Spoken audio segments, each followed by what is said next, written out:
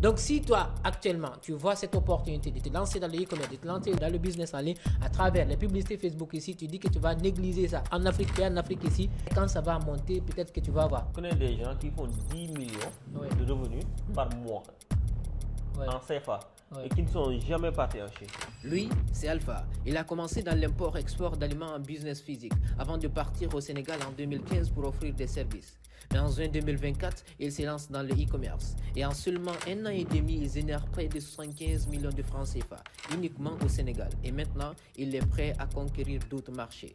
Là où les États-Unis se trouvaient en e-commerce en l'an 2000, c'est actuellement là où nous sommes en Afrique. Surtout le Sénégal et la Guinée. Du coup, Alpha, dis-nous, depuis que tu as commencé le e-commerce, jusqu'à maintenant là, tu as fait combien de chiffres d'affaires? Bon, on va voir ensemble. Vous étiez en train de discuter tous les deux. Limite, ça ne m'intéressait pas trop parce que je me disais, bon, vendre en e-commerce en Afrique, peut-être on va se faire quelques bredouilles et puis voilà. Lorsque j'ai entendu parler de 200 millions, 300 millions, ok, je me suis dit, ah bon, c'est possible ça? C'est le chiffre d'affaires annuel de certaines entreprises à Conakry. Lui, c'est Kekura, Guinéen, installé en France, issu d'une famille de commerçants. Mais avec une énorme curiosité pour l'entrepreneuriat, après ses études en banque et finance, il cherche sa voie et crée Welly, une marque de produits naturels, mangue et ananas chassés, café, zui, qu'il vend déjà sur Amazon. Maintenant, il veut structurer son business avec Shopify et Facebook Ads pour scaler à l'international. Ils sont tous venus me rendre visite pour parler de business et de potentiels partenariats. Dans cette vidéo, ils vont partager leur parcours. On va parler du développement du e-commerce en Afrique et surtout, c'est une première sur la chaîne. On va lancer une série comme celle-ci chaque mois pour discuter business, évolution et inviter d'autres entrepreneurs inspirants. Ça va être lourd, alors restez bien jusqu'à la fin. Si ce format vous plaît, dites-le moi en commentaire. Likez la vidéo et surtout abonnez-vous pour ne rien rater des prochains épisodes. C'est parti. Hello la famille, j'espère que vous allez bien. Moi, ça va, alhamdulillah. Du coup, nous allons parler de business. Normalement, c'était juste pour faire un podcast avec mon frère Alpha ici. Mais nous avons un troisième invité qui s'appelle Kekura. Ils vont se présenter. Vous avez juste l'habitude de me voir, moi seul, vous partager des vidéos ici sur le e-commerce. Mais aujourd'hui, nous allons un peu parler aussi d'autres thématiques encore, du business en ligne. Ce n'est pas uniquement du e-commerce qu'on va parler, mais en général sur le business en ligne. Du coup, nous allons commencer, mais avant de rentrer dans le vif du sujet, ils vont se présenter parce que comme vous l'avez vu pour la première fois ici déjà, ils vont se présenter et puis après on va commencer parce que là ça va juste être une discussion entre nous. Ensuite maintenant nous allons continuer. Donc on va commencer par mon frère Alpha qui est tout juste à droite ici. Il va se présenter et puis nous parler de ce qu'il fait actuellement. Bonsoir à tout le monde, bonsoir à la communauté, bonsoir à mon frère Ousmane et à Kekura mon ami et à toute la communauté. Donc c'est avec un immense plaisir que je suis là aujourd'hui en train de discuter sur l'e-commerce. Une chose qui me passionne beaucoup, comme vous aussi. Merci. Et toi aussi, tu peux te présenter, s'il te plaît? Bonsoir à tous. Kekuraba, c'est une première pour moi du coup de passer devant la télé. Je suis homme bleu. Je découvre un monde parallèle que je ne connaissais pas, donc c'est un plaisir d'être là, de discuter, d'apporter ma façon de voir ce monde-là que je découvre. Et puis de parler de plein de sujets. Je pense que ça va être intéressant et puis on va bien s'amuser.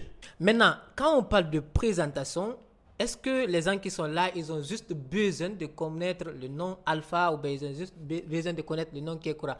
On va maintenant rentrer dans le concret. Vous allez un peu nous parler de votre parcours. Alpha, tu vas un peu nous parler qu'est-ce que tu es en train de faire actuellement et par quoi tu as commencé.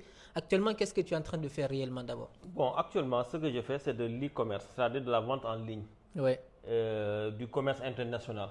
Parce que ce sont on fait de la vente dans pas n'importe quelle zone, mais dans plusieurs pays, dans plusieurs zones. Ouais. Donc, ce que nous faisons, ce n'est pas des boutiques physiques, mais ce sont des placements qu'on fait et qu'on les revend en ligne.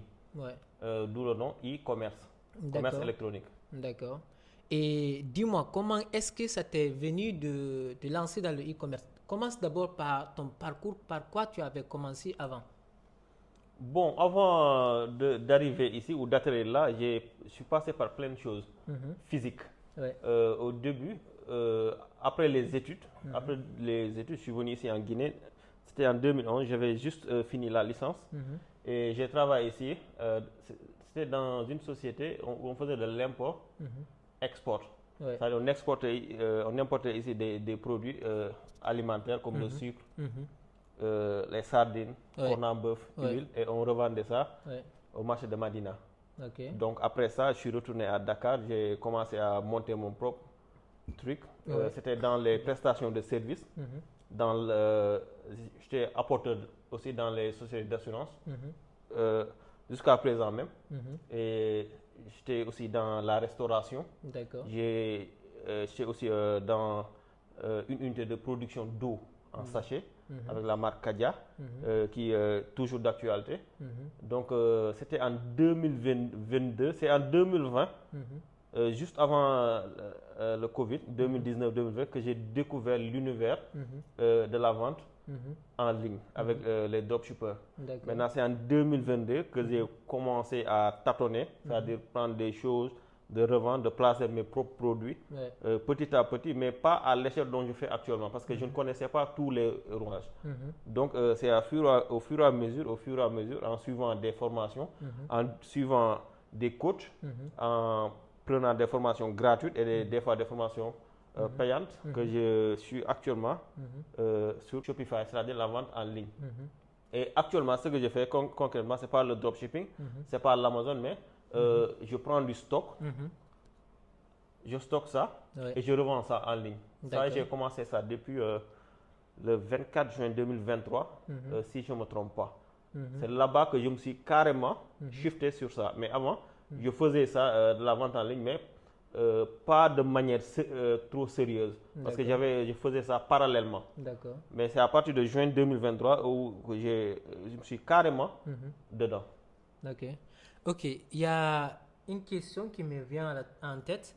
Et comment est-ce que toi, tu as pu quitter du business physique pour te lancer dans le business en ligne? Parce que actuellement, il y a plein de personnes qui sont trop sceptiques à l'idée de se lancer dans le business en ligne en général. Et puis, disons par exemple, une personne même qui a commencé comme ce que tu es en train de dire, tu es venu en Guinée ici, tu faisais de l'export, vous envoyez des produits ici et puis vous vendez les produits ici. Et puis tu es parti, tu as commencé de faire la prestation de services et tout ce que tu faisais encore. Et comment est-ce que ça t'est venu l'idée de dire que tu vas t'approcher aussi du business en ligne, te lancer? Et aussi, comment est-ce que tu as commencé concrètement de te lancer dans le business en ligne réellement? Bon, ce qui m'a le plus motivé, c'est l'avantage qui est dedans. Parce que géographiquement parlant, tu ne dépends d'aucune zone. À n'importe quel lieu, si tu as il suffit juste d'avoir une machine, une connexion Internet et savoir comment vendre. Donc, géographiquement parlant, tu n'es pas prisonnier. Et la capacité de vendre aussi, parce que si tu as la boutique physique, ce sont les clients seulement qui passent devant ta boutique que tu peux vendre, ou les bouches à oreille, ou tes clients récurrents. Alors qu'avec la vente en ligne, tu peux vendre à partir de là où tu es, sur n'importe où dans le monde. Donc, en exemple, je peux être ici en Guinée et vendre des gens qui sont aux États-Unis, des gens qui sont en Chine, des gens qui sont ici même en Guinée. Donc, à partir d'une seule boutique qui est même pas physique. Je peux prendre mon stock dans ma chambre et vendre ça n'importe où. Vous voyez? Et c'est ça. Donc, il y a aussi un système où tu n'as même pas besoin d'avoir un stock et tu peux vendre à n'importe où. Tu vois? Tu n'as même pas besoin de voir le produit, tu ne touches même pas le produit, tu ne le vois même pas, mais tu peux le vendre. Tu vois? Parce que c'est là le problème de la plupart des gens. Ils se disent je n'ai pas les moyens pour acheter les marchandises, pour stocker et puis pour vendre les produits comme ça. Donc, dès le début, si tu as la possibilité directement de commencer de faire le business, je pense que tu avais touché le point déjà. Mais comme je n'avais pas directement posé la question sur le sujet, sur le dropshipping.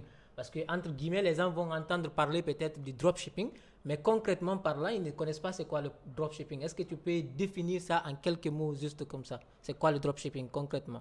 Bon, le dropshipping, c'est juste une manière de vendre. Ça fait partie de l'e-commerce, mais ce n'est pas ça seulement. Donc, c'est une méthode de livraison. Le dropshipping, en général, par exemple, je crée ma boutique. Je cherche un fournisseur qui a un produit dont je veux vendre. Maintenant, je prends le produit et je crée ma boutique et je lance ça sur Meta, c'est-à-dire la publicité. Je cible là où je veux vendre. Si c'est la France, si c'est aux États-Unis. Maintenant, si le client vient il achète, automatiquement le fournisseur va recevoir et le livrer. Du coup, moi j'encaisse mon argent. Donc là-bas, tu peux vendre sans toucher le produit, sans même voir le produit et vendre. C'est ça le dropshipping. Super. Parce que moi, personnellement aussi, j'ai commencé par ça, par le dropshipping, mais local. C'est de ça que je partage très souvent sur la chaîne YouTube ici. Je fais le dropshipping local, je pars chercher des produits avec les fournisseurs locaux ici, je parle avec eux. Et s'il faut, j'achète 2 échantillons comme ça que je vais garder avec moi. Dès que j'ai un client qui confirme, je transmets directement la commande au fournisseur qui va effectuer la livraison et puis il m'envoie la part directement. Donc ça, on va un peu encore rentrer dans le concret. Et là, on va laisser encore notre frère encore, Kekoura, va se présenter. Après, on va encore développer un peu davantage sur le e-commerce parce que là, nous sommes là spécialement, nous sommes sur la chaîne de Ousmane Obiba. On ne parle que de e-commerce ici. On va revenir sur tout cela et lui aussi va se présenter et puis nous parler un peu de ce qu'il est en train de faire. Concrètement, moi, je suis en train de me lancer dans le e-commerce. Donc, c'est pas quelque chose que je maîtrise, que je fais depuis longtemps. Je suis parti sur un modèle classique de business. Donc, c'est se lancer avec des produits physiques que je distribue via les réseaux de distribution classiques, donc les supermarchés, les hôtels, un peu la grande distribution en créant une boutique qui est plutôt physique. Donc là, j'ai découvert ça par hasard lors d'un séjour à Dakar chez Alpha, avec son téléphone qui n'arrêtait pas de sonner. Je pensais qu'il avait des messages alors que ce n'était pas des messages. À chaque fois qu'il avait ce petit bruit-là, il était content. Moi, je ne comprenais rien au début. Je me suis dit, mais qu'est-ce que c'est que ça? Il m'a dit, voilà, c'est Shopify. Je me dis, c'est quoi Shopify? Parce que moi, je viens de découvrir. Qu'est-ce que c'est? Donc moi j'étais en pleine reconversion professionnelle, j'ai fait des études en banque et assurance, ensuite je me suis spécialisé, j'ai travaillé pas mal dans les assurances, donc sur le marché français, mais à un moment j'en pouvais plus, donc depuis 2020 j'ai eu le déclic, je voulais me lancer, mais j'avais aucune idée dans quel secteur. Donc, issu d'une famille de commerçants, la logique voudrait que je fasse du commerce. Mais je ne voudrais pas faire ça comme mes parents l'ont fait. Je voulais apporter un peu de modernisme, mais je ne trouvais pas le vrai créneau de comment j'allais faire ça. Donc, lors de ce séjour-là à Dakar, j'ai découvert que oui, il y avait la possibilité de vendre en ligne. Qu'est-ce qu'on peut vendre en ligne? Donc, c'est un peu tout. Mais moi, j'avais en tête de faire aussi de l'agribusiness, mais j'avais des ambitions tellement énorme que je me suis dit je ne peux pas faire ça tout de suite, il fallait des étapes. Donc les premières étapes c'était de créer un réseau de distribution donc à l'international, parce que le problème de nos agriculteurs c'est d'abord produire mais sans savoir où vendre. Donc je voulais inverser la courbe, donc j'essaye de vendre ce que j'ai pas, donc en achetant ce qui existe. Ensuite au fur et à mesure je vais produire. Donc je suis parti sur ce format là. Et je me disais, oui, je vais aller démarcher du coup, les boutiques physiques. Je vais essayer de vendre mes petits produits que je vais acheter. Donc, je voulais faire du négoce au début avant d'entrer dans le processus de transformation et en amont la culture. Voilà, c'est un peu ça. Des matières premières. Donc, dans la réflexion, je me suis dit, qu'est-ce qu'on peut lancer? Je me suis lancé d'abord dans les fruits frais. Donc, les fruits frais sont très problématiques au départ Guinée pour le marché principalement français et européen. J'ai sillonné tout le pays, je n'arrivais pas à trouver de fournisseurs, donc capable de... En Guinée, j'ai fait le tour du pays pour aller chercher des fournisseurs parce que j'avais des commandes fermes de quantité d'ananas qui sont produits en Guinée avec une variété bien spécifique qui est la Baronne de Guinée qu'on voulait valoriser sur le marché. Mais je n'ai pas réussi à trouver de fournisseurs. Finalement, je suis reparti vers le client. Je dis, bah écoute, là, je suis bien sympa, mais tu peux pas répondre aux quantités que tu souhaites et à la cadence sur laquelle tu veux que je te livre. Donc, en discutant, en poussant la réflexion, on s'est dit, allez, on se lance sur les produits secs, on va lancer une marque propre. Donc là, d'où la naissance de la marque Welly, qui est lancée depuis maintenant 6 mois à peu près. On va en profiter pour déguster. Donc Welly, c'est une marque française qui met en avant des produits guinéens, donc qui met en parallèle entre la Guinée où je suis originaire et la France où j'ai fait une bonne partie de mes études et j'ai travaillé ces dernières années. C'est le goût. Ouais, c'est très bon. Et puis le goût. Ouais. Il y a le goût qui est authentique. On a l'impression de manger un ananas frais alors que c'est séché. Ouais. L'idée c'est qu'on part sur un produit qui est frais, donc qui n'a pas de produits chimiques. on prend la baronne en l'état, on la découpe, on déshydrate et puis on emballe. Donc il n'y a pas de produits chimiques, il n'y a pas de conservateur, il n'y a pas de sucre. On essaie de mettre en avant le sucre naturel qui est dans le fruit. Et puis, c'est quelque chose qui est sain. L'idée, c'est de mettre en avant un produit qui n'est pas très valorisé et qui ne se conserve pas en frais pendant longtemps. Et là, allonger sa validité, la durée de vie du produit pendant au moins 12 mois. Donc, l'idée, c'est une sorte de révolution qui va aider. C'est excellent. Ça cartonne. Excellent. Là, en ce moment, on est en train de se déployer à une grande vitesse en Belgique et en France sur les deux premiers marchés qu'on a testés. Et puis bientôt, on va arriver sur les UK et l'Allemagne. Okay. Donc, l'idée, c'est de déployer ce produit-là sur tout le marché européen et ensuite attaquer le marché nord-américain très bientôt. Okay. Maintenant, désolé, hein. Je pense qu'il a perdu sa langue.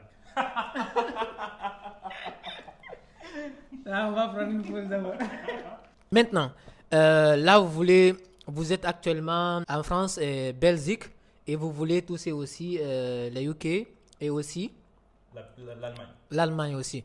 Du coup, quelle stratégie vous avez actuellement pour vendre ces produits-là? Quelle stratégie vous avez actuellement? Alors, on a une stratégie hybride avec une partie de déploiement du coup dans les boutiques physiques, donc les épiceries, qui représente une part de marché d'à peu près 60%, et une vente digitale qui représente 40% de part de marché. L'idée, c'est qu'on veut répartir, qu'on soit à 50% sur les boutiques physiques et 50% en digital. Donc, les produits sont également disponibles sur Amazon donc, depuis début mars. On a les 3 produits principaux qui sont la mangue séchée, l'ananas séché et le fonio welly. Donc là, ça c'est la mangue séchée de la marque Welly. L'ananas séché qu'on vient de déguster, qui est extraordinaire. Et on a le 3e produit phare qui est le fonio. Donc c'est du fonio pré-cuit. Avec un gain de temps qui est énorme parce que là, vous le mettez au micro-ondes, dans 5 minutes, vous avez un produit fini. Bon, pour les célibataires, c'est pas mal. Ou ceux qui sont mariés et qui ont des femmes qui n'ont pas trop le temps, surtout en Occident où tout le monde travaille. On a même envie de tester ça ici, mais bon, on va faire ça prochainement. On va tourner une vidéo là où on va faire la démonstration et puis préparer ça en quelques minutes et puis vous montrer ça aussi. Ok. Tu peux nous présenter en général les produits qu'on va trouver sur Amazon et comment est-ce qu'on va trouver ces produits-là sur Amazon? Alors, pour faire simple, on est disponible aujourd'hui sur Amazon FR, donc Amazon France. Il suffit de taper Welly sur Amazon. Vous avez tout de suite les 3 produits qui s'affichent en première page.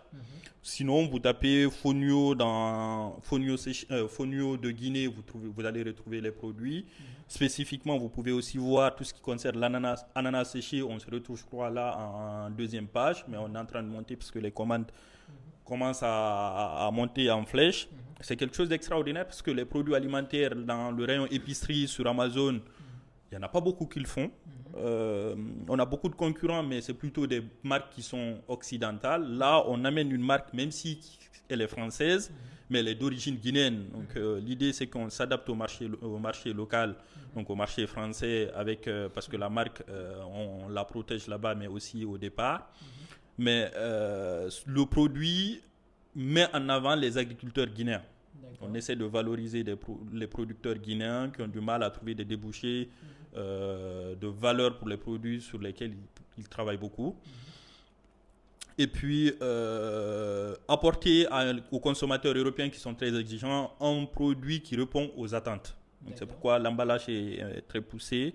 Donc, on améliore au fur et à mesure. Déjà, il y a une 2e version là qui va arriver sur le marché trade prochainement, avec des éléments graphiques qui ont été améliorés, parce que l'idée, c'est de se fondre dans la masse, mais en faisant repère à l'origine Guinée. L'idée, c'est de vendre l'origine Guinée sur un marché où nous sommes devenus absents alors qu'on était là avant tout le monde. Parce que l'ananas de Guinée était dans les statistiques parmi les 2 origines les plus utilisées dans les années 50.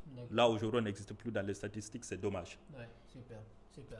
Ok, ça c'est vraiment très très super. Et du coup, là, est-ce que vous avez une fois pensé à commercialiser ce produit-là via le e-commerce en général? Comme je te disais tout à l'heure, c'était pas du tout prévu. Parce que moi, je ne m'attendais pas, je ne pensais pas qu'on pouvait en fait, vendre ce type de produits sur Amazon ou sur Shopify ou tout ce qui est dropshipping. Parce que pour moi, on vient là, sur ces sites-là, c'est pour aller chercher des produits électroniques ou des produits de consommation du quotidien, mais pas des produits alimentaires. Donc, j'étais agréablement surpris lorsque Alpha m'a parlé de ça. J'ai tout de suite fait le lien. Est-ce que je peux placer ces produits-là? Et là, sincèrement, j'ai été agréablement surpris de voir que oui, c'est faisable. Ok. Du coup, maintenant, il y a un expert en e-commerce qui est tout juste là. Il y a un autre ici qui est en train de nous présenter son produit actuellement qui est disponible sur Amazon. Et du coup, pour la première fois, quand on était en train de parler, parce qu'on ne vous avait pas présenté ça, c'est une émission, comme je vous l'ai dit encore, qui va revenir très souvent encore sur la chaîne ici. Et on va essayer de voir comment est-ce qu'on va déployer ça. Nous allons parler parce que ce sont des entrepreneurs qui sont assis ici. Lui, c'est un entrepreneur qui est en train de lancer un business actuellement, mais qui ne sait pas qu'il peut gagner beaucoup plus encore sur ces produits qu'ils sont en train de commercialiser comme ça actuellement. Et du coup, là, nous allons essayer de demander un peu quelques questions à notre expert qui est tout juste à côté ici. On va lui demander quel conseil lui peut donner à Kekura pour commercialiser ce produit-là via le e-commerce, via Shopify comme ça. Bon, comme il a si bien expliqué, lors de son séjour à Dakar, on était ensemble. Donc, je lui ai expliqué comment il peut faire, prendre le produit physique et le mettre en ligne. C'est ce que j'ai fait. Donc, je lui ai montré la même méthode et automatiquement, lui aussi, il a été réactif. Automatiquement, il a lancé. Parce qu'il était même venu à Dakar pour voir des machines, comment avoir des machines pour faire les emballages. Lorsqu'il est venu, je lui ai dit que carrément, si tu veux ça, il faut aller en Chine. Automatiquement, il a acheté le billet sur le champ. Et il est parti. Ça, c'était le foire de septembre et on suis arrivé en Chine en octobre. Donc, c'est allé très vite. Voilà. Vous voyez? Super. Donc, il a été très réactif en ce moment même aussi.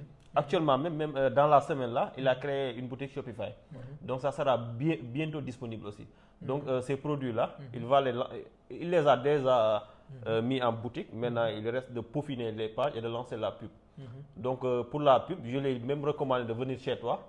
Donc, parce que je connais que tu es un expert avec Facebook pour faire le business manager et les vidéos et pour lancer les produits. D'accord, super. Et toutes les personnes qui sont en train de se dire là-bas, non, lui, il est en train de parler de son produit et puis il veut lancer ça en ligne. Vous n'avez même pas. Comme je pense, il y a, je ne sais pas qui disait ça, Marthe Karine qui disait ça, qu'une fois comme ça, elle a parlé avec un expert ou bien elle a entendu une personne parler.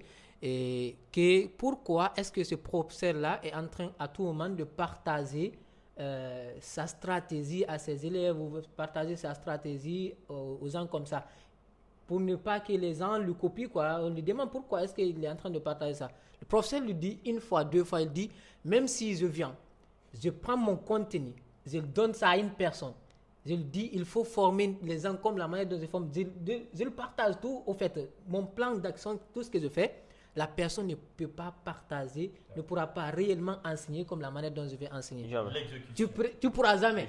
Donc là, toutes les personnes qui pensent à non, vous avez la possibilité, même si la personne vous montre le nom de sa marque, ou bien, vous savez, on peut cacher la marque, ou bien on peut cacher la boutique, mais si la personne a une bonne stratégie, même sur Shopify, il y a la possibilité, je pense, de mettre là-bas, et puis si une personne essaie de te copier, tu peux, voilà, la personne ne peut même pas le faire. Donc là, ne pensez même pas ça. Si réellement tu as un bon produit à vendre, et ça, ce sont des produits qui peuvent se vendre. Et l'autre fois, on était en train de parler avec lui, quand on était au bureau, on était en train de parler avec lui qu'il pouvait catégoriquement commercialiser ça. Et quand il nous a entendu parler des chiffres comme ça avec le e-commerce, il se demandait si c'est possible. Il se demandait si c'était possible de faire ça. Et je lui ai dit que c'est vraiment possible. Ou bien Alpha. Oui, je lui ai dit que c'est très possible. Même lui-même, il fait ça plus que nous-mêmes. Parce que c'est un produit qui se consomme à la longueur des journées. Et puis, à tout moment, comme je pense au Cameroun, il y a l'autre là. Comment il s'appelle même Claudel Noubessi. Ah, ok. Voilà. Lui-même, il a même une marque sur ça. Lui, sa marque, c'est sur les chips. Sur les chips, oui. De banane, plantain. Exactement, oui. Ça se vend beaucoup. Donc, il vend son produit. Et puis, pourquoi ne pas aussi commercialiser ce produit-là et à travers le Ouais, parce que e-commerce lui aussi, directement. il a fait de jolis emballages Exactement. et Et moi, aussi, j'aime il y a le beaucoup. montage. Moi, j'aime beaucoup cet emballage aussi. La Ouais, manière dont c'est ça très- est, j'aime beaucoup ça. Et c'est très joli. Très joli. Et il suffit juste que tu arrives à mettre ce que les gens s'attendent à l'intérieur, quoi, en fait. Comme ce que nous avons dégusté tout à l'heure. Et puis, je pense que c'est bon. Et puis, ça passe très bien encore. Donc, tu pourras commercialiser ça très facilement encore en ligne. Et tu peux le vendre, que ce soit, disons par exemple, dans le marché français, que ce soit anglophone, même tu peux toucher partout dans le monde partout. entier, tu peux toucher. Parce qu'il suffit juste d'avoir des bonnes stratégies et puis positionner, lancer le produit. Donc, on va à tout moment parler de ça. Et puis, nous allons voir comment est-ce que nous allons avoir des stratégies pour voir réellement, comme Alpha l'a dit, il a déjà une boutique de son côté. On va essayer de voir comment nous allons essayer de préparer aussi les clients parce que c'est ce qui est très important. Je vous le dis encore, très important encore. Si tu veux réellement faire du e-commerce, il te faut franchement quand même travailler sur le contenu que tu vas partager. Comme tout récemment, j'ai fait un challenge sur ma chaîne YouTube et j'ai pris énormément de temps sur l'autre là. J'ai pris énormément de temps sur le contenu qu'ils allaient ajouter, au fait. Donc, c'est la partie qui m'avait pris énormément de temps. Donc, les gens se demandaient pourquoi est-ce que je prenais du temps sur ça. Parce que même si tu as la possibilité de lancer des publicités, tu sais comment toucher les gens, tu as un bon produit. Mais si tu n'as pas les bons contenus que tu vas lancer, avec lesquels tu vas utiliser pour lancer les publicités, je pense que tu peux confirmer ça sur les contenus, je pense. Oui, les contenus, moi je pense que c'est 70% du travail parce que c'est le premier contact avec ton client. Donc ça doit être attrayant, ça doit attirer l'attention et ça doit le pousser à cliquer pour entrer dans la boutique. Donc ça c'est primordial. C'est la base même. D'accord, super. C'est fort, hein? Ça, c'est très très fort. Ouais, on va essayer de mettre un peu de sucre. Du sucre pour moi. Voilà. Du coup, Alpha, dis-nous quels ont été tes premiers succès et tes premières difficultés dans le e-commerce. Mes premiers succès, c'était la boutique que j'ai relancée en juin 2024. D'accord. En juin 2024 parce que avant je faisais ça mais j'étais pas trop sérieux parce que j'avais d'autres choses physiquement à faire et j'étais seul. Donc lorsque j'ai eu des collaborateurs qui ont pu m'aider dans mes boutiques physiques, c'est à ce moment-là que je me suis consacré sur la boutique en ligne. Maintenant, automatiquement, j'ai pas eu de problème. Le premier jour que j'ai lancé, j'ai commencé à vendre. D'accord. Et jusqu'à maintenant, je vends. D'accord. La principale difficulté, c'était le temps, mon manque de temps, parce que je ne pouvais pas me consacrer à 100%. Parce que je me rappelle, j'avais pris la formation de Myril. Je l'avais pris une année avant de commencer. Donc je faisais des petits trucs, chaque jour je venais pour ne pas perdre la main. Mais je n'avais pas le temps pour me consacrer à 100%. On le dit même très souvent. Oui. Les formations en ligne, la plupart des gens, disons par exemple 85 à 90% des personnes qui achètent des formations ne regardent pas des formations ou bien ne passent pas à l'action. Donc, raison pour laquelle on voit beaucoup de vidéos en ligne comme ça, des personnes qui disent qu'il y a des arnaqueurs, il y a des mythos comme ça en ligne. C'est parce que les gens ne passent pas à l'action directement. Et est-ce que lorsque toi, tu avais pris la formation, l'accompagnement, est-ce que tu avais regardé la formation et est-ce que tu étais passé à l'action directement? Bon, j'avais suivi la formation, pas toute la formation, mais 70% et j'avais suivi. Surtout là où on parlait du mindset et les Facebook, comment faire, parce que là-bas, j'ai traîné beaucoup là-bas sur comment faire le BM, comment faire les pixels, comment lancer la publicité. Mais à chaque fois, je faisais ça pour ne pas perdre la main. Donc, du tic au tac, je n'ai pas lancé. C'est au fur et à mesure, je prenais mon temps parce que je savais que j'ai pris la formation pour avoir la connaissance et pour me former et de prendre tout mon temps. Parce qu'à ce moment-là, j'étais dans le business physique. Mais lorsque j'ai eu le temps, des collaborateurs qui m'ont aidé à gérer les business physiques, c'est à ce moment-là que je me suis consacré carrément. C'est à ce moment-là que je me suis lancé et lorsque je me suis lancé, je n'ai pas eu de problème. Parce qu'avec le premier produit, j'ai commencé à chiffrer. Et donc, tout ce que Myril aussi a dit dans la formation, j'ai appliqué ça. Et si j'avais des problèmes aussi, il y avait Aristide, qui est un ami, qui était un formateur parce qu'il est avec Myril. Il fait partie de l'équipe de Myril. Mais on est même devenus très bons amis actuellement parce qu'à chaque fois on échangeait. Si j'ai des difficultés, je l'envoie des messages, il me répond et j'avançais. D'accord. Alors, Donc, c'est ça. contrairement à lui, moi, la formation, je l'ai appliquée sur la mise en vente de mes produits. Donc, j'avais des cas, je voyais le coach, on discutait sur une problématique. Donc, j'essayais d'anticiper au maximum les différentes étapes. À chaque fois que j'avais un blocage, on se voyait que pour résoudre des problèmes. Donc là, lui, j'ai un peu capitalisé sur les difficultés et ce qui un peu son regret dans la première phase de son projet. Et moi, je voulais aller vite, parce que ça aussi le problème, parfois je veux aller vite et du coup je me retrouve bloqué, il faut revenir en arrière pour encore repartir en avant, mais l'idée c'est de suivre la formation et d'évoluer en même temps que la formation théorique, parce que sinon on se perd. Il y a une masse d'informations qui est tellement énorme sur YouTube et tous ceux qui font du dropshipping ou de la vente digitale que si on ne fait pas attention, on va consommer, on ne passera jamais à l'action.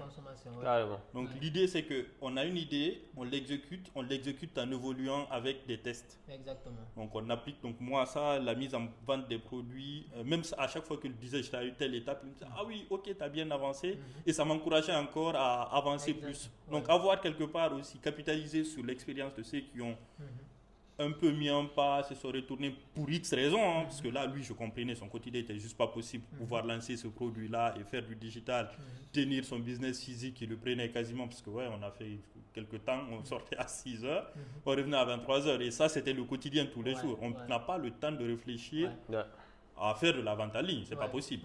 Pas facile. Exactement. Donc, super. Et du coup, dis-nous, Alpha, au début, il y a plein de business que tu as vu peut-être en ligne et la plupart des gens qui sont là, qui veulent se lancer dans le business en ligne, qui veulent lancer des activités en ligne comme ça, se retrouvent avec tas d'informations, que ce soit le freelancing, que ce soit l'e-commerce, que ce soit YouTube, que ce soit plein de business comme ça, le funnel building comme ça. Et qu'est-ce qui t'a poussé à choisir le e-commerce, pas les autres business, concrètement? Bon, moi, j'ai touché à beaucoup de choses parce que j'ai essayé avec Amazon FBA. J'ai lancé, j'ai pris la formation, j'ai suivi, j'ai même un Amazon Seller, mais j'ai jamais lancé de produit là-bas.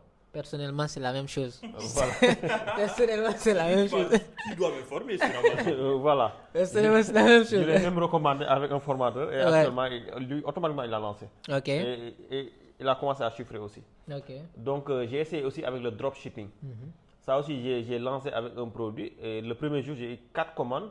Mais là-bas, le problème, c'était le budget. La publicité prend beaucoup parce que ce sont les pays occidentaux avec des taux de CPM trop élevés. Exactement. Donc, et ce n'est pas te couper. Je parlais de ça récemment sur ma chaîne YouTube ici pour l'opportunité qu'on a actuellement avec le coût de publicité en Afrique ici. Parce que sans oublier que si vous voyez qu'actuellement, tu peux lancer une publicité, tu peux, si tu veux avoir peut-être quelque chose de zéro, parce que moi, ma dernière publicité que j'ai lancée, c'était à 0,01 comme ça, le coût de conversion par message, 0,01. C'est très, très faible. Et pourtant, de l'autre côté, tu peux avoir 1, 2 dollars comme ça. Voire plus même par message comme ça. Maintenant, je disais ça c'est juste une opportunité pour nous actuellement, parce que ça va venir. Quand tu vois actuellement, nous sommes en train d'avoir cette opportunité comme ça ne va pas rester comme ça. Au fur et à mesure qu'il y a plein de personnes, plein d'annonceurs, au fur et à mesure que Meta va aussi monter le coût de publicité.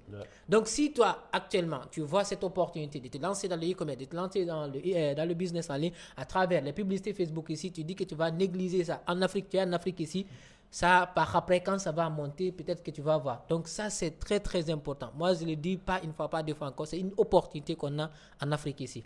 Moi, je vais témoigner. C'est quelque chose d'extraordinaire. On a passé 1 heure, je crois. Vous étiez en train de discuter tous les deux. Limite, ça ne m'intéressait pas trop parce que je me disais, vendre en e-commerce en Afrique, peut-être on va se faire quelques bredouilles et puis voilà. Lorsque j'ai entendu parler de 200 millions, 300 millions, ok, je me suis dit, ah bon, c'est possible ça? Là, tout de suite, j'ai posé ma première question. Je pense qu'on avait fait 1 heure de discussion. Vous aviez fait 1 heure de discussion. Et entre guillemets, Alpha disait partout où il part, c'est lui qui était la première personne à dire qu'ils vont partir. Mais là, comme on a commencé de parler de 200 millions dans le e-commerce, et lui-même automatiquement... C'est le chiffre d'affaires annuel de certaines entreprises à Conakry. Et là, tu fais ça en 2 semaines, 3 semaines, 1 mois. C'est juste pas possible. Ouais. Et quand j'ai entendu ça, je me suis dit, ok, 200 millions, comment je fais pour les avoir? Et là, sincèrement, je me retrouve là aujourd'hui parce que j'ai entendu parler de ce montant. Parce que moi, sinon, je pense que c'est ce qui arrive beaucoup. C'est comme Apple. C'est parce que aussi, je pense que je suis un peu influencé par ce monde occidental là où j'ai vécu ces dernières années. On se dit, bon, l'Afrique, bon, il n'y a pas grand-chose qui se passe. Et ça, si vous voyez, Apple n'a aucune boutique limite dans toute l'Afrique, c'est parce que pour eux, personne n'utilise un iPhone en Afrique. Alors que peut-être le nombre d'iPhones qui sont utilisés ici dépasse certaines régions en Europe ou aux États-Unis où ils ont des boutiques. Parce que tout le monde a un iPhone ici. Tout le monde a un iPhone. Et on ne se rend pas compte, c'est dans le subconscient, on se dit, il n'y a pas de marché. Et là, moi, j'entends des sommes comme ça. Et pourtant, même avec les boutiques Shopify, ceux qui font dropshipping, en général, ils vendent des produits entre 20 et 50 euros. Et les produits qu'on vend ici en Afrique sont des produits qui coûtent 20 euros minimum. Tu vois? Avec 20 euros minimum. Tu vois? Il y a le pouvoir d'achat. Mais les gens, en général, si tu leur dis que j'ai fait de la vente en ligne, tu dis, ah. Tu vois, ils ne considèrent même pas ça. Donc, ça aussi, d'une côté, ça t'arrange parce que tu vas le laisser dans l'ignorance, mais tu vas faire ton chemin. Exactement. Donc, moi, ça me pousse davantage de continuer parce que même pas une fois, pas 2 fois comme ça, je peux m'asseoir comme ça et puis beaucoup penser à cela. Actuellement, nous avons un coût de conversation très faible. Et puis, nous avons des gens qui nous partagent des informations sur comment se lancer dans l'e-commerce en Afrique ici, très souvent. Et puis, c'est une opportunité qui est ouverte à tout le monde ici. Et chacun peut se lancer. Parce que, disons par exemple, on va y arriver tout à l'heure sur comment est-ce que tu vas débuter l'e-commerce avec simplement 100 boutiques en ligne, parce que moi, personnellement, c'est ce que j'ai fait. Et même ça, tu as une opportunité de commencer de faire ton business avec ça. Parce que déjà, tu vas commencer avec ce qu'on a dit tout à l'heure, avec le dropshipping local. Voilà. Avec le dropshipping local, tu vas commencer avec ça. Et puis, tu n'as même pas besoin de dire qu'il te faut partir en Chine. Parce que la plupart des gens, c'est là qu'ils se bloquent. Il me faut avoir une certaine somme comme ça pour partir en Chine, pour acheter des marchandises, ou bien je vais commander la marchandise là-bas. Tu n'as pas besoin de ça. Tu peux essayer de voir avec les fournisseurs locaux ici, et puis regarder les produits qui sont en train de marcher avec eux. Et puis chercher. Je connais des gens qui font 10 millions de revenus par mois en CFA et qui ne sont jamais partis en Chine. Waouh. La Chine est partout en Afrique. Donc actuellement, avec, il suffit juste d'avoir l'ordinateur ou ton téléphone, avoir une bonne connexion et la connaissance. Ça seulement, ça suffit. Donc après, je suis venu en dropshipping, mais comme le coût de publicité était énorme, je me suis dit, et aussi surtout avec les processeurs de paiement, surtout avec Stripe. Donc si ils voient que tu es en Afrique, c'est pas facile. Il faut que tu ouvres des comptes offshore, il faut que tu crées des entreprises offshore, tu vois. C'est trop compliqué. Alors qu'en Afrique, tu peux lancer des pubs même avec $5. Et avec $5, tu peux vendre 20 produits, 10 produits, avoir 30 commandes avec $5 seulement. Exactement, Donc, c'est tout ça qui m'a poussé vraiment à laisser le dropshipping, à laisser Amazon et me concentrer carrément sur l'Afrique. Sur l'Afrique, sur l'e-commerce. Super. Du coup, maintenant, nous allons parler un peu de l'opportunité et des défis parce qu'on a un peu touché ça. Toi, actuellement, comment vois-tu le développement du e-commerce en Afrique ici aujourd'hui? Bon, c'est un potentiel énorme parce que moi, je me dis que là où les États-Unis se trouvaient en e-commerce en l'an 2000, c'est actuellement là où nous sommes en Afrique. Surtout le Sénégal et la Guinée. Et surtout la Guinée aussi. Parce que ici, nous sommes à l'état embryonnaire. Donc, les gens qui sont dedans actuellement comme nous faisons partie des pionniers même, je peux dire. Donc, il y a la marge à faire et il y a beaucoup de choses à faire. Il y a beaucoup de choses à faire et c'est énorme. On peut vendre n'importe quoi, même si tu as la boutique physique, tes produits là que tu as en physique, tu peux les vendre en ligne. Parce que si tu as la boutique physique, ce sont les gens seulement qui passent devant ta boutique qui vont acheter. Alors que si tu as la boutique en ligne, tu peux vendre dans tout Conakry ou dans toute la Guinée. Donc c'est énorme. C'est énorme. Ok. Maintenant, disons Kekura, premièrement, est-ce que tu avais entendu parler du e-commerce étant en France là-bas, ou bien si tu avais entendu parler du e-commerce, comment tu vois l'évolution du e-commerce vers l'Europe, en France là-bas actuellement? Alors moi, le e-commerce, je pensais, pour moi, c'était pas du réel. C'est comme ça que je voyais ça. Amazon, je savais, moi, au début, jusqu'à pas longtemps, pour moi, Amazon, c'était Amazon qui avait ses propres produits, qu'il vendait, et puis moi, quand j'ai besoin, je vais en chercher. Je suis un bon consommateur, j'achète tout le temps depuis des années, mais je ne savais pas que c'était des particuliers, des individus comme toi et moi qui viennent, qui vendent leurs propres produits. Donc ça, je l'ai découvert il n'y a pas longtemps.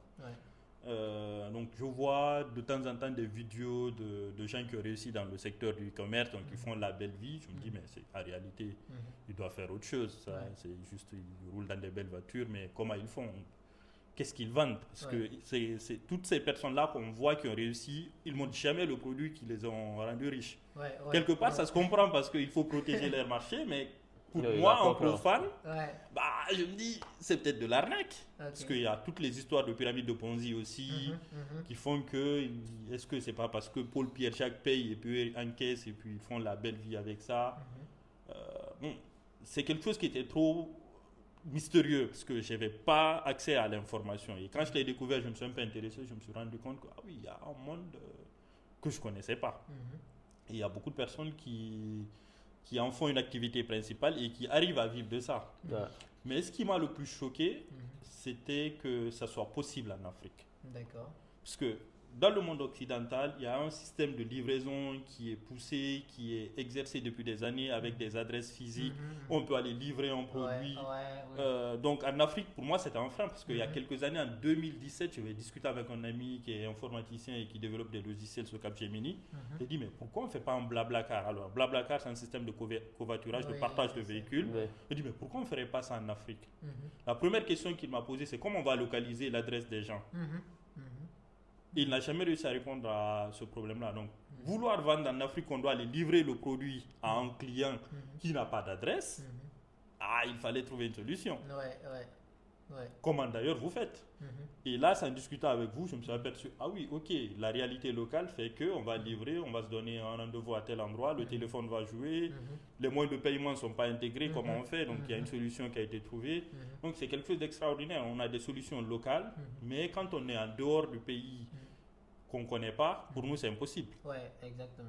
Donc, quand je suis venu et discuter avec ceux qui savent, ça permet d'avancer sur plusieurs questions qu'on ne peut pas répondre sur Internet parce que ChatGPT est super intelligent, mais je pense que quand on lui pose la question comment on fait une livraison dans un pays où il n'y a pas d'adresse, j'attends la réponse. D'ailleurs, c'est un test que je vais faire ce soir. Du coup, raison pour laquelle vous devez toujours chercher à partir sur le concret et ne pas uniquement s'attendre à entendre, entre guillemets, les gens parler comme ça, d'une chose comme ça. Il faut passer à l'action, ça c'est un. De deux, il faut te déplacer. Raison pour laquelle on parle toujours de l'importance de se déplacer. Si tu as les moyens, je ne dirais pas que tu n'as pas les moyens pour un devis, mais même avec ça, même si c'est de quitter d'un point A à un point B, juste pour voir ça, je pense que tu avais vu avec l'interview avec moi, avec Amadou Seck, j'expliquais ça sur le podcast quand j'étais parti au Sénégal. Au Sénégal, quand j'ai été là-bas pour la première fois, juste à l'aéroport d'abord, quand j'ai atterri à l'aéroport, automatiquement, j'ai commencé à changer des choses dans ma tête, en fait, automatiquement. Au lieu même de dire que je vais parler même avec une personne, directement, j'ai commencé à changer des choses dans ma tête. Quand je rentre, je vais faire ça, je vais faire ça, je vais faire ça. Directement, j'ai commencé à changer des choses. Et directement, je suis parti, j'ai commencé à parler aux gens aussi qui sont en train de faire, j'ai touché de moi-même encore. Donc, si tu as les moyens de te déplacer un peu, même si ce n'est pas dire hors du pays, juste dans la capitale comme ça, tu sais que tu n'es pas dans la capitale, déplace-toi, va dans la capitale. Très important. Tu vas essayer de voir des personnes qui sont en train de faire la chose. Très important. Ouais. Parce que, je vais rajouter là-bas, parce que voyager, le monde, c'est comme un livre de 1000 pages. La personne qui n'a jamais voyagé, c'est la personne qui a seulement lu une seule page du livre. Exactement. Donc les 999 pages restantes, c'est inconnu pour toi. Exactement. C'est pour cela qu'il faut se déplacer, il faut voyager et voir d'autres vérités. Parce que là où tu es, il y a une vérité, mais il y a d'autres vérités qui se trouvent ailleurs. Donc, il faut aller les chercher et ça va t'inspirer aussi. Ça va t'inspirer pour quand tu reviens chez toi, tu vas améliorer, tu vas faire d'autres choses. Et lui, il était en France, mais même parce qu'il était en France, il entendait parler du e-commerce, mais concrètement, même parce que c'est vers là-bas qu'il s'est quitté, concrètement, c'est quand il est venu, il a vu les gens qui sont en train de faire du e-commerce ici, qu'il a pu réellement comprendre que le e-commerce existe, qu'on peut faire ceci, qu'on peut faire cela, qu'on peut gagner ceci, qu'on peut gagner cela dans le e-commerce. Donc, c'est très important de partir encore découvrir davantage et ne serait-ce que le minimum de moyens que vous avez et puis se déplacer, partir voir et puis découvrir en quelque sorte ce qui est sur le terrain. Donc, ça, c'est très important. Du coup, Alpha, dis-nous, quels sont, selon toi, les plus grands défis pour un entrepreneur, disons par exemple Landa comme ça, qui veut se lancer dans l'e-commerce en Afrique ici, quels sont les défis qu'il peut rencontrer pour se lancer au début? Bon, je pense que ça dépend des zones, là où tu es, parce que les défis qui se trouvent ici en Guinée ne sont pas les mêmes au Sénégal. Et je pense que aussi les défis qui se trouvent au Sénégal ne sont pas les mêmes au Nigeria. Donc ça dépend. Mais en général, je vais parler de la Guinée. Actuellement, nous sommes ici. Pour ici, moi, les défis dont j'ai rencontrés déjà, c'est avoir un collaborateur sérieux dont tu peux travailler avec. Parce que ça, c'est pas facile. C'est pas facile. L'équipe. L'équipe. Ça c'est pas du tout facile. C'est pas facile. Donc tu peux monter ta boutique, tu peux prendre le stock, tu peux avoir l'emplacement, mais l'équipe dont tu peux travailler avec, je pense que moi c'est le gros défi. D'accord. Ici. Maintenant au Sénégal aussi, il faut juste avoir la volonté. Être sérieux et surtout avoir des produits qui sont adaptés. Parce qu'il ne faut pas prendre n'importe quel produit et vouloir vendre ça. Tu te crées des problèmes. Parce que si ce n'est pas bon, ça va se retourner vers toi. Exactement. Donc tu vas avoir des invendus. Donc il faut être sérieux, être motivé. Le sérieux en gros. Il faut être très sérieux et être motivé et avoir des produits de qualité. D'accord.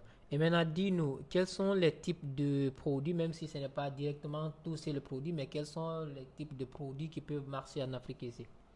Bon, moi, chaque fois, je dis que n'importe quel produit est vendable. Ça dépend de la communication que tu fais autour, c'est-à-dire les publicités, les créas, parce que ça, c'est le premier contact avec ton prospect. Donc, et la page produit aussi, le tunnel, bien faire le tunnel, et aussi derrière avoir un bon produit.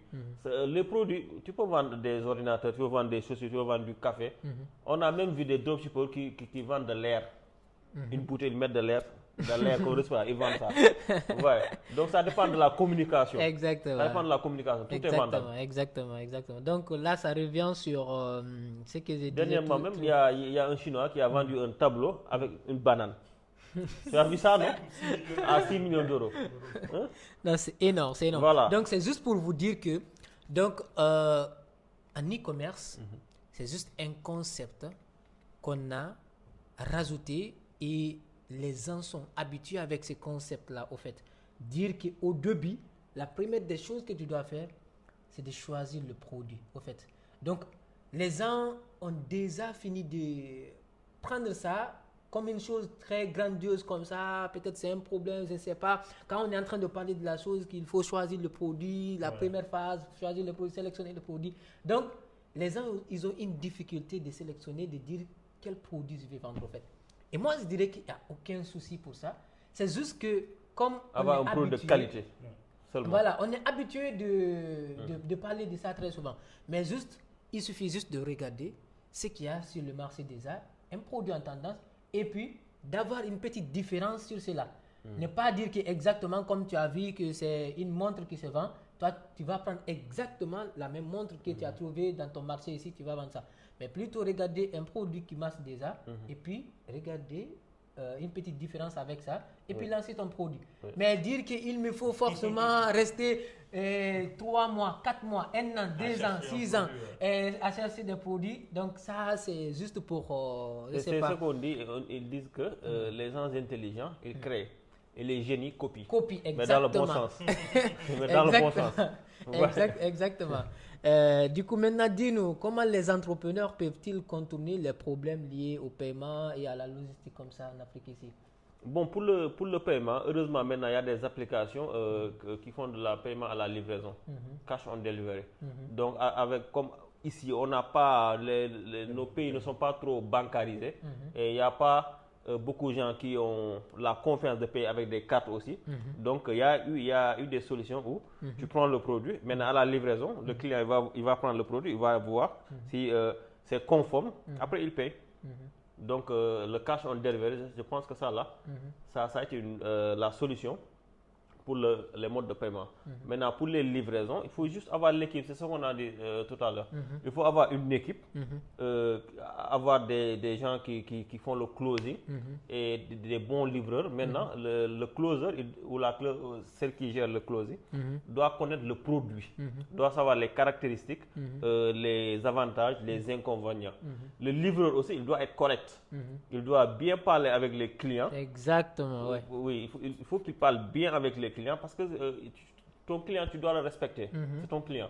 Il est roi. Donc, tu dois bien parler avec lui. Tu dois répondre à ses questions. Et s'il y a des objections aussi, tu dois savoir assez le produit pour pouvoir répondre à ça. Ok. Moi, Donc, je pense qu'à ce niveau, oui. pourquoi ne pas même former en interne les livreurs même, parce qu'il faut forcément avoir des formations pour ça. Maintenant, dis-nous, Kekoura, toi de ton côté sur Amazon, comment est-ce que vous procédez ou bien quelle stratégie il y a quand une personne passe la commande comme ça pour avoir le produit? Parce que ça peut être que il y a une personne en Afrique ici qui n'a peut-être même pas jamais entendu parler d'Amazon comme ça, ou bien même s'il y a une personne de l'autre côté et que la personne a besoin de passer la commande, quelle stratégie pour que la personne puisse avoir le produit? Alors sur Amazon, je suis parti sur le modèle le plus simple. Je ne m'occupe pas du tout de la logistique. C'est ce qu'on appelle sur Amazon l'Amazon FBA. Donc c'est Amazon qui stocke. Moi je prépare mes colis, je les envoie à Amazon via un transporteur. Amazon réceptionne dans ses entrepôts, il stocke et puis il gère toute la partie commande. Dès que quelqu'un rentre sur Amazon, tu tapes Welly, tu as le produit, l'ananas, la mango, le fonio, tu valides une commande, tu fais le paiement directement sur Amazon. Amazon s'occupe lui-même de faire les expéditions jusqu'au client. Donc moi après, ils me font juste une notification, me dire telle personne a acheté le produit, voilà ce que ça a coûté, voilà ce qu'on va prendre et voilà ce qu'il vous reste. Donc je m'occupe de rien du tout. Donc ce qui fait que c'est complètement automatisé, il y a un gain de temps qui est extraordinaire. Je vois que c'est ce qui fait que tu n'avais pas bien compris le e-commerce, parce que je vois, n'est-ce pas? Parce que c'est que dès le début, tout est automatisé de l'autre côté là-bas et puis il envoie là-bas. Donc, je vois. Exactement. Ce que j'ai à faire, en fait, en plus, c'est poussé parce qu'on a des notifications par rapport au stock. On vous dit attention, il faut que vous nous envoyez un stock. Ouais. Donc, on ne s'occupe pas de grand-chose sur Amazon FBA. Ouais. Maintenant, Alpha, dis-nous, en e-commerce avec ou sans boutique en ligne ici, disons par exemple ceux qui n'ont pas les moyens au début forcément comme ça, selon toi, est-ce qu'il faut forcément une boutique en ligne pour réussir en e-commerce? Est-ce que toi, tu avais directement commencé par ça au début? Bon, moi, je n'ai pas commencé directement avec Shopify. Avant, j'avais une page. J'avais la page Facebook. C'était Alpha Shop, je pense. J'avais importé des produits, c'était des lunettes. Des lunettes dont tu pouvais écouter de la musique. Intégrés. Tu pouvais faire du sport avec et tu pouvais même passer tes appels. J'ai vendu ça. Voilà. Donc c'est ça que j'avais avec la page. Maintenant, je ne connaissais même pas le BM, le Business Manager. Je faisais des boostages. Je faisais des boostages, je publiais, je partageais sur mes stories. Je demandais à mes amis aussi de partager. C'est comme ça que j'ai commencé. Maintenant, c'est après, au fur et à mesure, surtout avec Myril, lorsque j'ai pris la formation, j'ai su que donc, il y a une autre méthode qui est plus facile et dont ça va filtrer tous les clients oiseaux.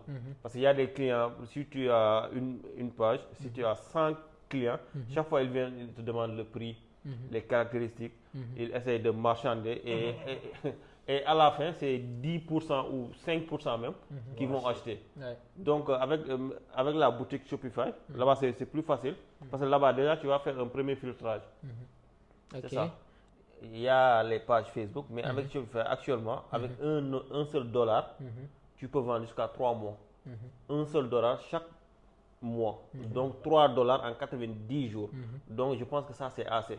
Donc avec ton profil Facebook, tu peux créer ton business manager sans avoir des comptes vérifiés ou des comptes à acheter.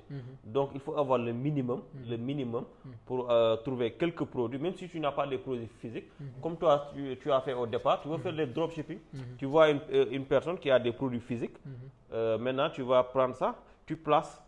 Maintenant, si tu vends, tu prends ta commission. Exactement. Une fois, deux fois, jusqu'au troisième mois, tu pourras acheter tes propres produits, même si ce n'est pas assez, mais tu pourras rouler comme ça. Et maintenant, dis-moi, comment est l'écosystème du e-commerce au Sénégal? Comment est-ce que tu vois l'écosystème réellement du e-commerce au Sénégal là-bas? Bon, au Sénégal, c'est plus poussé qu'ici en Guinée.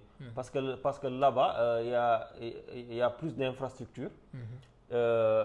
Il y a par exemple, la connexion Wi-Fi aussi est plus rapide. Les gens aussi c'est pas nouveau. C'est pas trop nouveau. C'est pas trop nouveau. Donc, il y a les sociétés de livraison aussi. D'accord. Il y a les sociétés de livraison. Donc, il y a pas. Il suffit juste de connaître le business, de pouvoir se lancer et d'avoir la connaissance et de se lancer.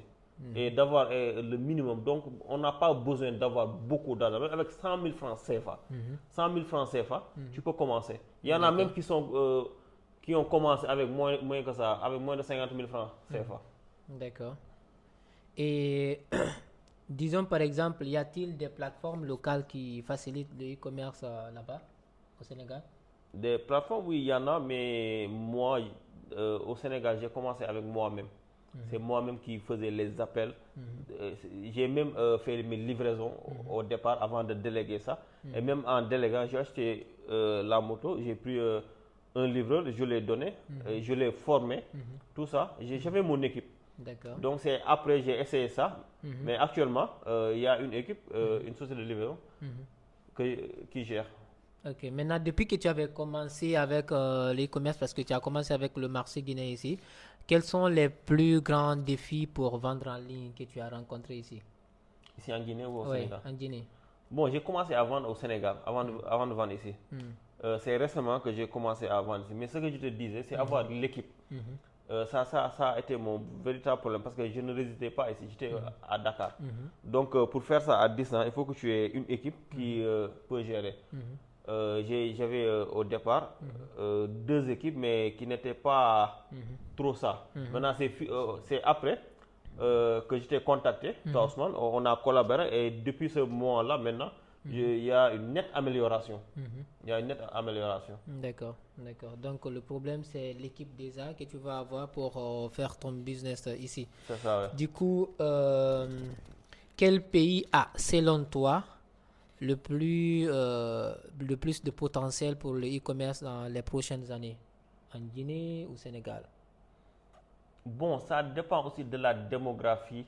Ça dépend de la démographie, ça dépend du pouvoir d'achat. Je pense que dans les 2 pays, ça va grandir. Ça va grandir beaucoup au Sénégal, comme ça va grandir beaucoup en Guinée. Donc, il faut juste savoir se positionner et comment se positionner. Mais j'ai l'espoir dans tous les 2 pays que ça va pousser.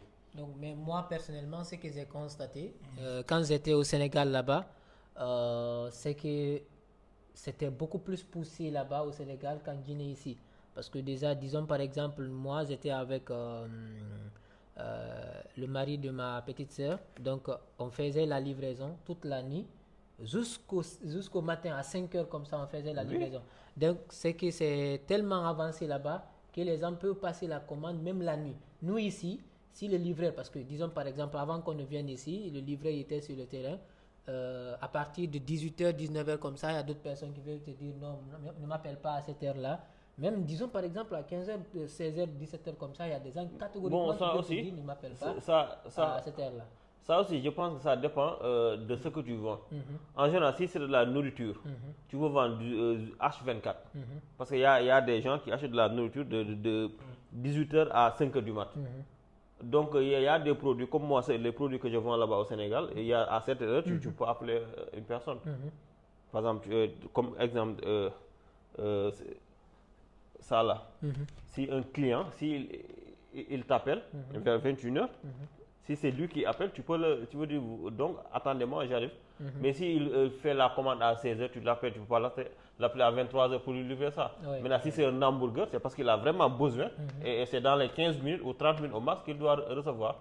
Et côté infrastructure, au Sénégal, il y a plus d'infrastructures. Et côté de facilité aussi, le Sénégal aussi, c'est plus facile. C'est plus facile.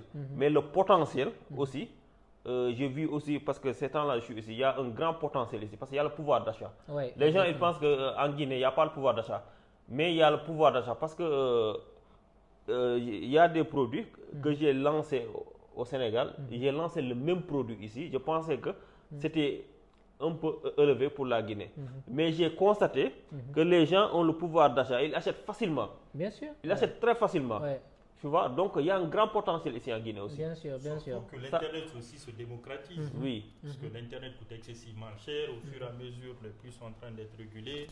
Il y a la fibre qui se développe à une vitesse incroyable. Et la jeunesse est consommatrice de contenu. Exactement. Bien sûr. Beaucoup de contenu, TikTok. Il y a toute une génération de TikTok. D'ailleurs, il y a même, ils font des fêtes que je trouve extraordinaires. Donc les réseaux sociaux, Facebook, Instagram, Snap, il y a tout ça qui se développe à une vitesse parce que l'Internet se démocratise en Guinée, alors qu'au Sénégal, je pense qu'il y a, depuis un moment, ils ont accès à Internet à des coûts qui sont beaucoup plus raisonnables. Donc, ce qui fait que plus on démocratise Internet, plus les gens vont passer du temps en ligne, plus ils vont être soumis à tout ce qui est publicité et ils vont vouloir acheter. Donc c'est une opportunité qui est énorme pour la Guinée qui développe son réseau de connexion mobile et de fibres. Ça, c'est une vraie opportunité d'affaires pour ceux qui font ce business en ligne. D'accord, super. Et du coup, là, nous allons maintenant rentrer dans le concret, le futur du business en ligne en Afrique ici. L'avenir du e-commerce en Afrique passe-t-il par la digitalisation totale? L'avenir du e-commerce en Afrique passe-t-il par la digitalisation en Afrique ici? Oui, bien sûr. Si on dit e-commerce, déjà, il faut digitaliser parce que c'est l'électronique. Donc, c'est évident. C'est ça. Il faut digitaliser. Maintenant, le business physique ne va jamais mourir. Parce qu'il y aura toujours, même les produits que tu achètes, parce qu'il y a une entreprise qui produit ça. Ça, c'est le physique. Donc, les deux là, ils vont de pair. Mais le potentiel est plus. Pour les vendeurs, ce qui ne crée pas, c'est la digitalisation. Et les gens qui ont des boutiques physiques aussi ont besoin de digitaliser pour vendre plus. D'accord. Donc, moi, ce que je conseille, les gens qui font le business physique, de digitaliser. Soit qu'ils vendent les deux. Moi, je choisis le digital. Mais ça ne veut pas dire aussi que le physique ne marche pas. Ça va marcher, mais s'il digitalise aussi, il va avoir un plus grand part de marché. D'accord. Et maintenant, dis-nous, le dropshipping est-il viable en Afrique? Le dropshipping, vendre en Europe ou vendre ici? En Afrique. Le dropshipping, oui, est-il viable en Afrique? Bon, je ne sais pas, mais en tout cas, moi, ce que je préfère, c'est de faire comme le modèle dont je fais actuellement. Je prends mon stock et je vends. D'accord. Et dans tous les pays là je suis, je vais prendre un stock. C'est qui est rentré dans le concret du e-commerce. Voilà. Donc, parce que ce qui me dérange un peu avec le dropshipping, même si c'est en Afrique, c'est tu vends des produits à des gens que tu ne connais pas, tu encaisses leur argent, et alors que toi, tu n'as même pas vérifié le produit si c'est de la qualité ou pas. Exactement. Tu vois. Alors que si tu as un stock, tu vas prendre des échantillons. Tu vas tester d'abord. Des fois, c'est toi-même qui vas consommer ou des membres de ta famille. Si c'est bon, maintenant tu vends ça. Et comme ce que je te disais l'autre fois, moi, chaque produit que je vends, j'aime d'abord toucher le produit, vérifier le produit, tester le produit même de mon côté, avant de dire que je veux proposer cela à une personne déjà. Donc au début, il faut commencer d'abord à étudier. Mais la plupart des gens, ils veulent uniquement lancer des produits comme ça, qu'ils n'ont même pas touché de leur côté d'abord, qu'ils ne connaissent même pas si c'est bon ou si ce n'est pas bon. Parce que même le mot entreprendre, c'est de toucher, c'est entreprendre, tu vois. Donc il y a la main, donc il faut toucher le produit. Exactement. Sauf que le modèle de dropshipping, il est un peu complexe pour l'Afrique, notamment la Guinée, parce que toute la chaîne logistique n'est pas complètement intégrée. Parce que le fournisseur, on commande un produit, le fournisseur va livrer un client final. Il faudrait passer l'étape du transport, de la douane, de la livraison. C'est compliqué. Ouais. Moi, je sais combien il faut batailler pour faire partir mes produits, mes matières premières d'Asie ou d'Europe jusqu'à arriver au pays de conditionnement, les faire ressortir pour les exporter. Il faut batailler. Hein. Ouais. Et si tu dis ça, chaque produit, il te faut faire, chaque commande, il te faut faire. Même la dernière fois, il n'y a même pas un mois, j'ai importé des produits. À la douane, j'ai payé plus que 100% même de la valeur du produit. Ouais. Et c'était toi-même qui étais allé pour gérer ça. Et maintenant, disons si c'est chaque commande que tu vas passer, il te faut forcément passer par cela. Chaque commande, chaque personne, là tu vas passer ta vie à des fois même tu es obligé de prendre les produits là, de passer dans un autre pays pour le ramener après ici. Et c'est moins cher si tu l'envoies directement. La logistique n'est pas encore tout à fait intégrée et c'est très problématique. Maintenant, la question elle est pour vous deux. Quel rôle jouent réellement les réseaux sociaux dans la croissance du e-commerce africain ici? Les réseaux sociaux, c'est comme tu fais quand tu prépares la sauce, le sel. Ce que le sel fait dans la sauce, c'est ce que les réseaux sociaux, c'est ce que les réseaux sociaux font avec le e-commerce. Sans communication, c'est le nerf. C'est pas possible. Parce que le produit ne va pas atteindre le client. Donc, si le client ne sait pas que le produit existe, c'est qu'on ne peut pas le vendre. Super. Du coup, là maintenant, on arrive vers la fin. Maintenant, nous allons aller dans le concret maintenant. Alpha ne voulait pas qu'on touche ces points-là, mais il faut toucher ces points-là. Du coup, là, on va parler de l'argent maintenant. De l'argent, de chiffre d'affaires maintenant. Du coup, Alpha, dis-nous, depuis que tu as commencé le e-commerce, jusqu'à maintenant là, tu as fait combien de chiffre d'affaires? Je suis dans les barres 60-80. Ok. 60, en chiffre d'affaires. En chiffre d'affaires. Oui. Maintenant, disons par exemple, par mois comme ça, tu fais combien par mois par exemple? Bon, laisse-moi, pour ne pas dire n'importe quoi, c'est mieux de regarder. Le mois dernier, il y avait un chiffre d'affaires de 6 500 000. Le mois dernier, 6 500 000, tu t'es fait. Non, je n'ai pas fait ça en chiffre d'affaires. Chiffre d'affaires, c'est ce que je dis. En chiffre d'affaires. Oui. Donc, maintenant, on avait déjà parlé de ça. Si vous entendez parler des chiffres d'affaires, ça ne veut pas dire que tout l'argent là, ça rentre dans la poche de la personne. Donc, c'est ici qu'on va enlever toutes les charges qu'il y a. Donc, avec le prix du produit. Donc, c'est là qu'on enlève tout ça.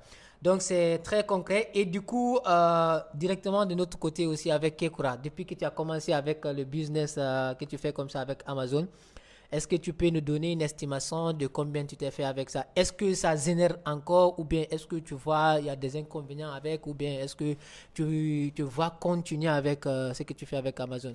Alors, moi, le modèle Amazon, je crois qu'il faut le repenser parce qu'on est en phase de test. C'est une marque qu'on a lancée, pas de publicité, aucune communication sur la présence. Donc, c'est la première fois d'ailleurs que j'en parle que le produit est disponible sur Amazon, sinon il n'y a aucune référence.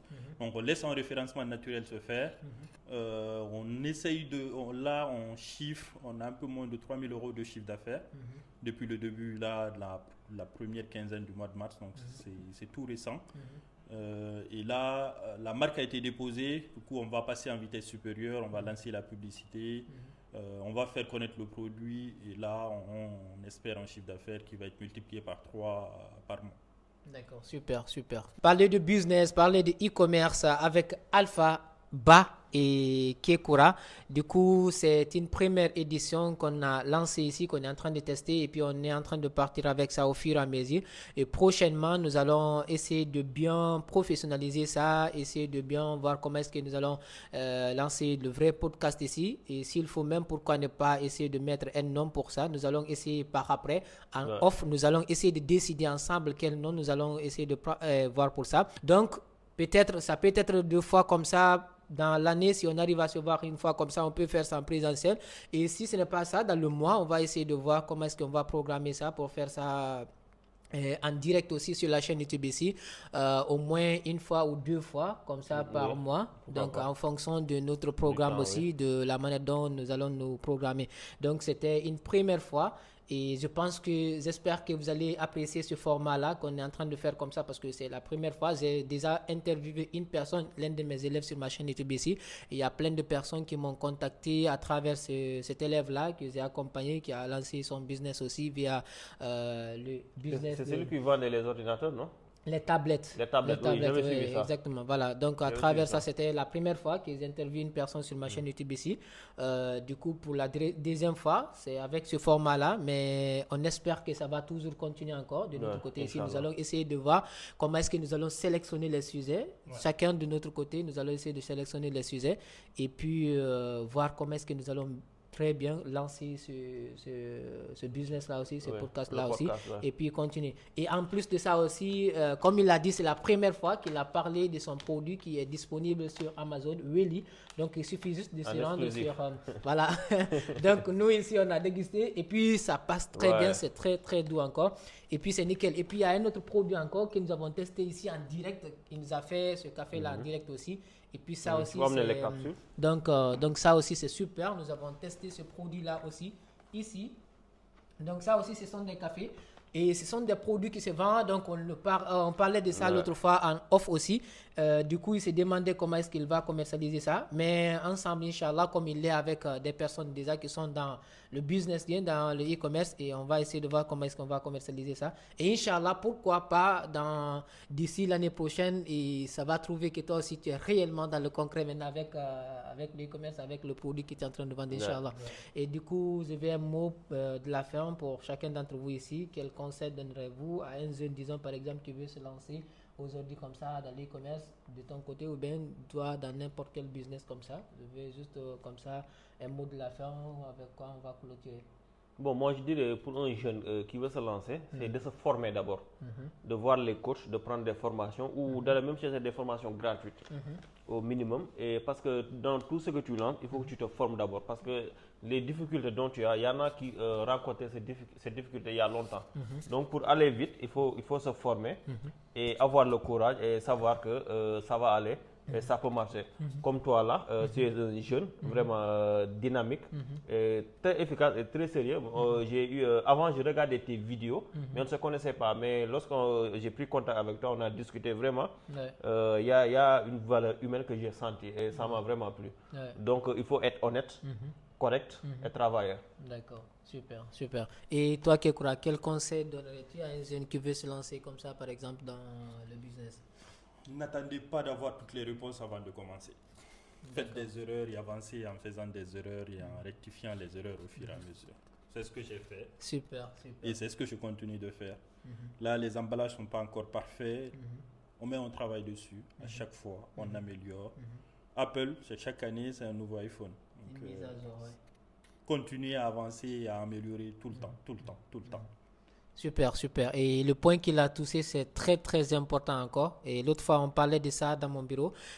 Du coup, je le disais, ce qui m'a permis actuellement d'avoir tas d'informations sur les publicités Facebook, c'est dû aux erreurs que je faisais sur les publicités Facebook. J'ai commis énormément d'erreurs sur les publicités Facebook. À un moment donné, je voulais même tout abandonner parce que je me rendais compte que je faisais toujours à tout moment faire la création de nouveaux comptes, de nouvelles pages comme ça à tout moment, mais ça ne marchait pas. 2021, 2022, comme ça, il y avait énormément de blocages, mais cela ne m'a pas fait arrêter et j'ai continué encore à travers les erreurs que je faisais, donc comme ce que tu disais encore.